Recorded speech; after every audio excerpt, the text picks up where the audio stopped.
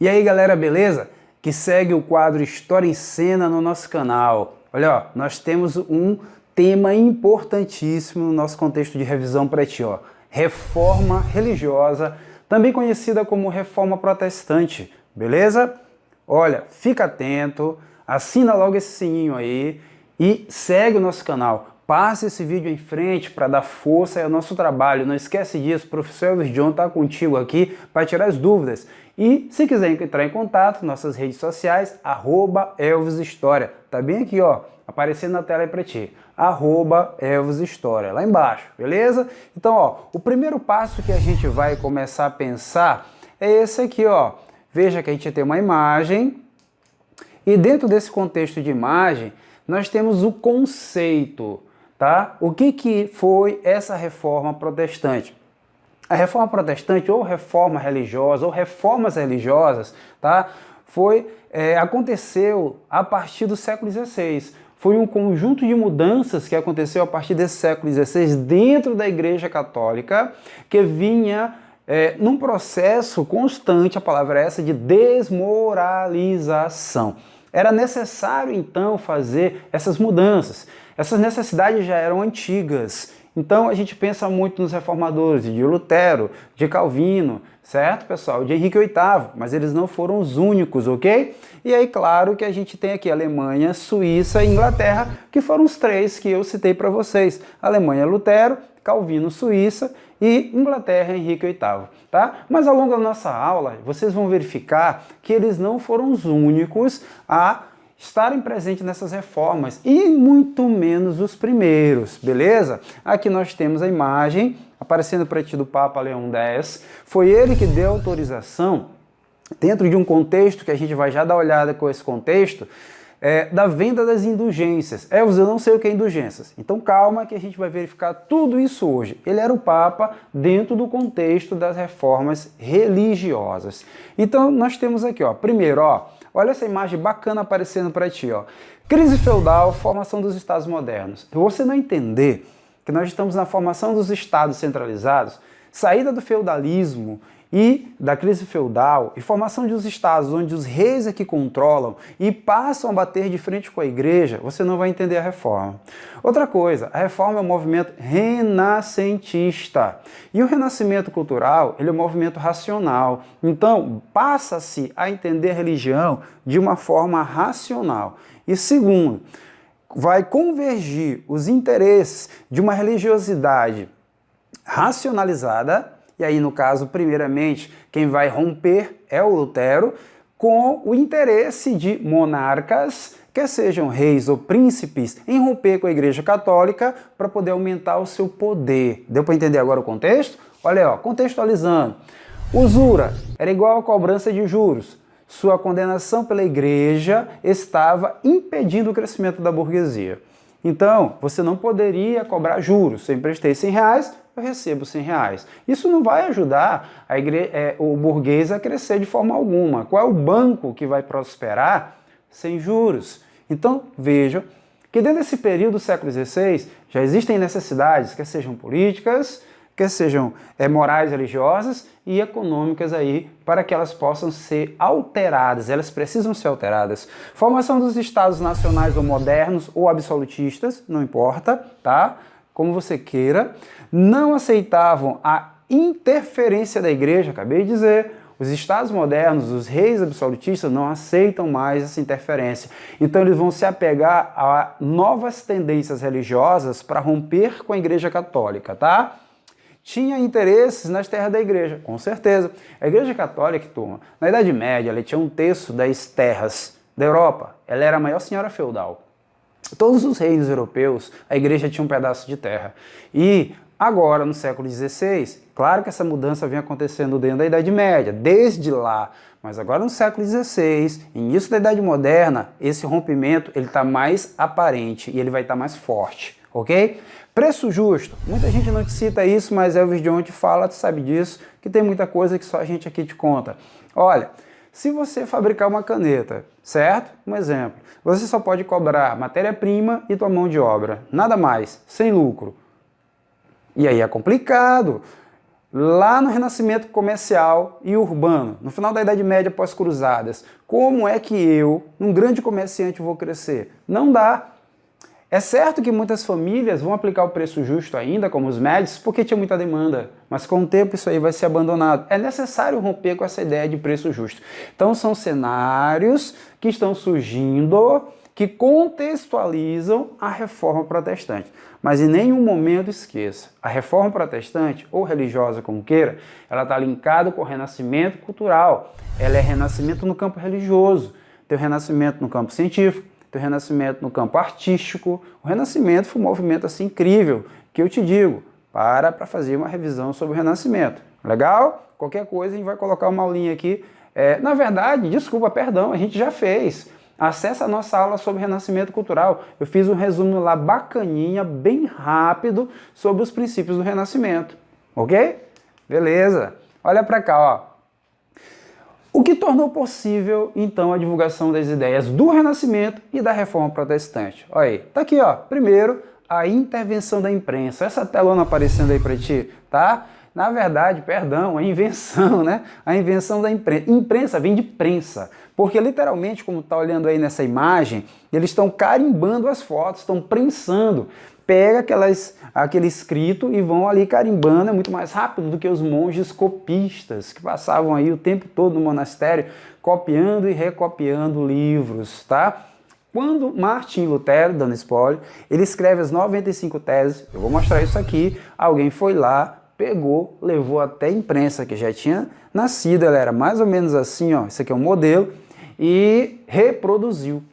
Reproduziu e saiu espalhando pela Alemanha, e Wittenberg, onde ele morava. Então veja só, pessoal, rapidamente espalhou-se como um rastilho de pólvora, e todo mundo sabia. E é claro que a igreja vai saber, o príncipe vai saber, e isso aí vai sair caro para Lutero, mas ele vai ter que ter força para enfrentar as ideias que ele mesmo estava divulgando e defendê-las, na verdade. Enfrentar o que vinha contra as ideias que ele estava defendendo, tá? Olha, invenção da imprensa e o renascimento cultural, interpretação racional da Bíblia. Mais uma vez aqui nós temos a venda das indulgências. Corrupção do clero. Porque tu te pergunta, por que houve o rompimento? Porque alguns autores vêm querendo romper com a Igreja Católica, tá? Então tá aqui, ó. Venda do perdão dos pecados. Indulgência é perdão. Então não tem nenhum problema com a indulgência, o problema é vender perdão, tá? É imoral, certo? Prática da simonia. O que é isso? Vender cargos eclesiásticos, ou seja, cargos religiosos. Vender objetos considerados relíquias sagradas, e eu nem vou aqui entrar na questão se é relíquia ou se não é, é uma questão de fé. Mas o simples fato de vender ou de cobrar para que você possa olhar, certo? O crânio de tal santo, o osso do jumentinho que carregou Jesus, o espinho que furou a testa de Jesus, o leite do seio de Maria, como falava Lutero, isso é abusar da boa fé e das pessoas. Infelizmente, até hoje acontece em muitas tendências religiosas, tá? Mas a gente não está aqui para entrar nisso. Vamos falar da Igreja Católica do século XVI, que também houve suas mudanças e suas melhorias. Nossa aula é para mostrar isso, ok? Envolvimento do clero em questões políticas. O clero dizia que ele estava lá, pessoal, para salvar, para ajudar, para proteger aquela sociedade no campo religioso. Os nobres no militar, o camponês na labuta, trabalho. Mas, porém, o que a gente percebe é que o clero está se envolvendo em questões políticas cada vez maior, influenciando reis, decidindo questões, então ele vai desviando seus valores morais do cristianismo primitivo. E aí isso aí vai custar muito caro, porque virão as críticas ao clero, tá? E distanciamento aqui dos valores morais. E ó, aqui nós temos uma imagem muito interessante.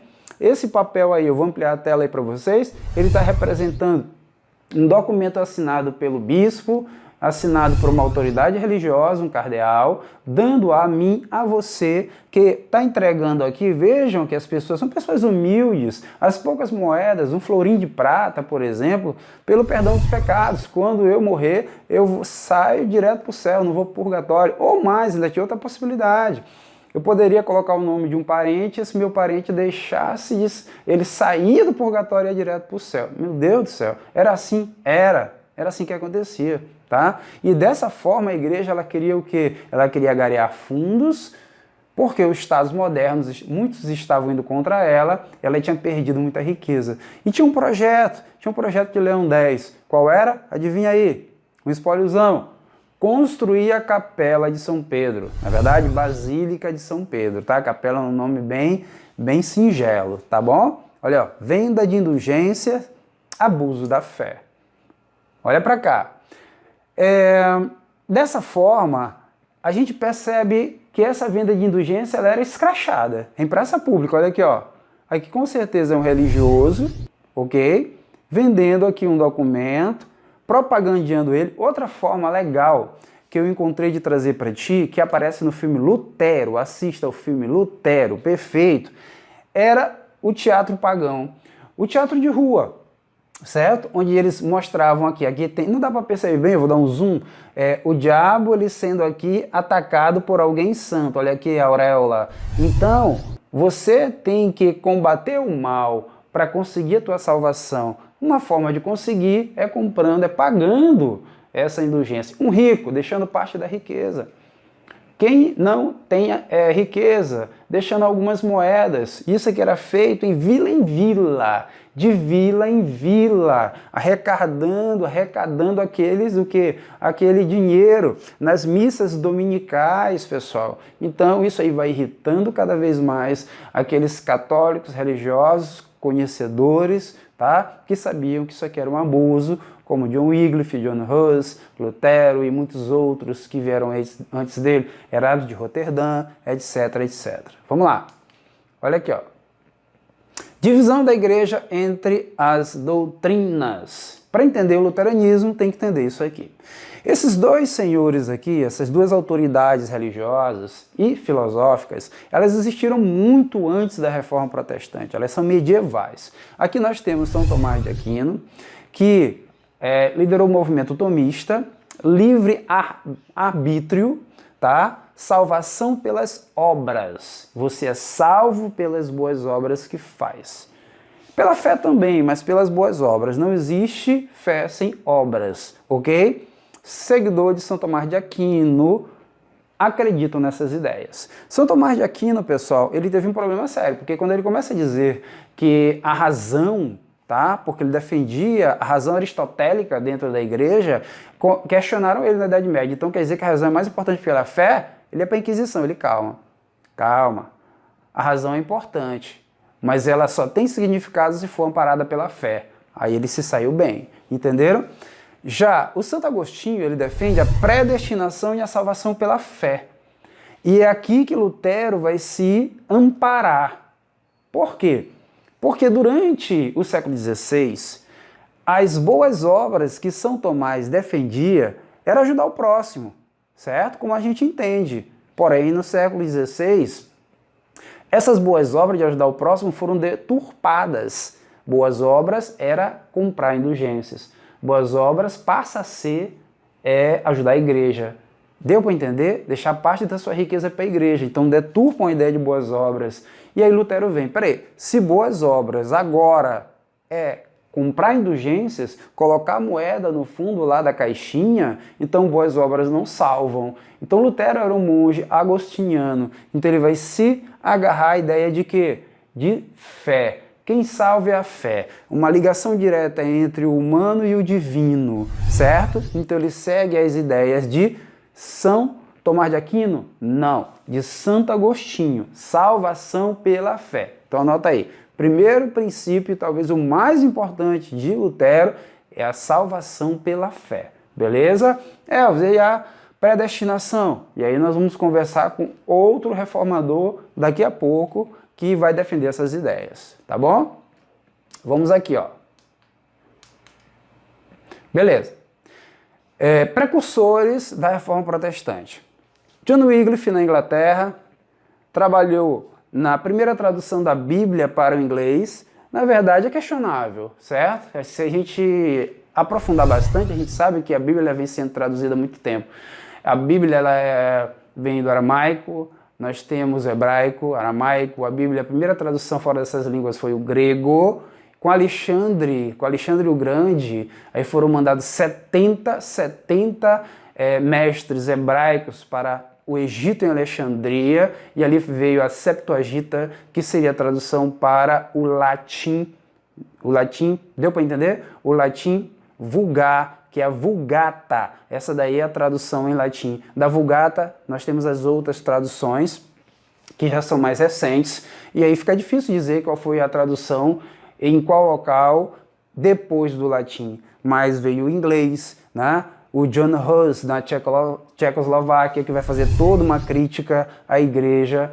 O fato é que, quando Lutero traduz para o alemão, já existiam outras traduções para o alemão, só que o teu livro não te cita isso, mas é a tradução de Lutero que vai ter toda a força devido àquele contexto político, perfeito? Que estava acontecendo. Então, o que era importante traduzir para a língua local? Para romper com a ideia de monopólio do grego, monopólio do latim, monopólio do aramaico. E aí a gente vai ter o que, pessoal? Nós temos a prática da leitura na língua local, perfeito? Que é outro valor da reforma protestante colocado por Lutero, perfeito? Vamos avançar. Olha aí, ó. Herado de Roterdã é um dos mais antigos reformadores, ele nunca lutou, ele nunca rompeu com a Igreja Católica, escreveu Elogio da Loucura, eu te aconselho a ler, onde ele faz severas críticas à Igreja, era também do corpo da Igreja, assim como Wycliffe e assim como Hus, eles não romperam com a Igreja, mas o Lutero sim, daí a maior importância de Lutero, tá bom? E aí sim chegamos a ele. E aí fica contigo o abraço, o beijo, o carinho do professor Everjon. Valeu!